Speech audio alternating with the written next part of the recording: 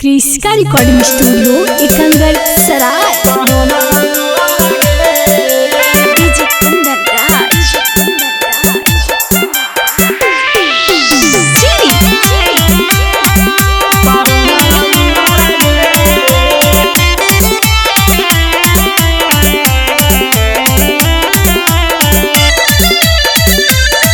Presented by Kriska films.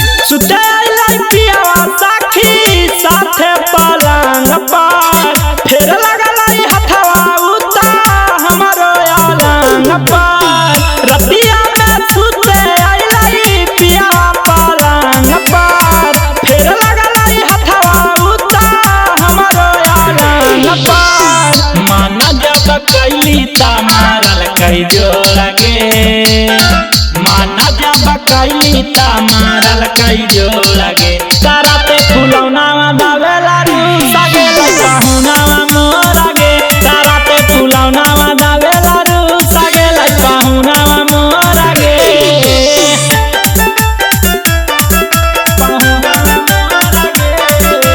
DJ Kundan राज।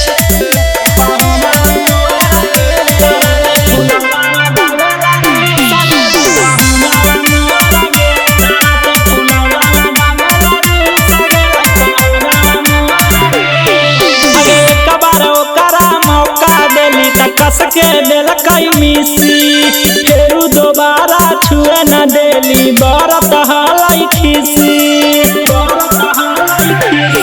हगे एक बार ओकरा मौका देली त कस के देलकई मिसी फेरू दोबारा छुए न देली आई बरत हलाई खिसी मारत के जाता होवा हकई कठोर गे मारत के जाता होवा हकई कठोर गे तारा ते फुलौना दावेला रू सागे लइकाहुना मोरा गे तारा ते फुलौना दावेला रू सागे लइकाहुना मोरा गे डीजे कुंदन राज।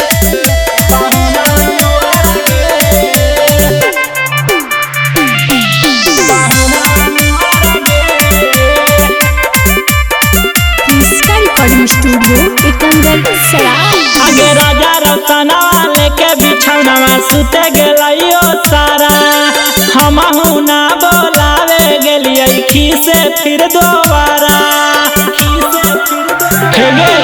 आगे राजा रतनवा लेके बिछौनवा सुते गेलियो सारा हमहू ना बोलावे गेलियै खीसे फिर दोबारा अपने से आइलाई अर्जुन होते भोर गे अपने से आइलाई अर्जुन होते भोर गे तारा ते फुलौना दावेला रू सागे लइकाहुना मोरा गे तारा ते फुलौना दावेला रू सागे लइकाहुना मोरा गे क्रिस्का रिकॉर्डिंग स्टूडियो एकंगर सराय।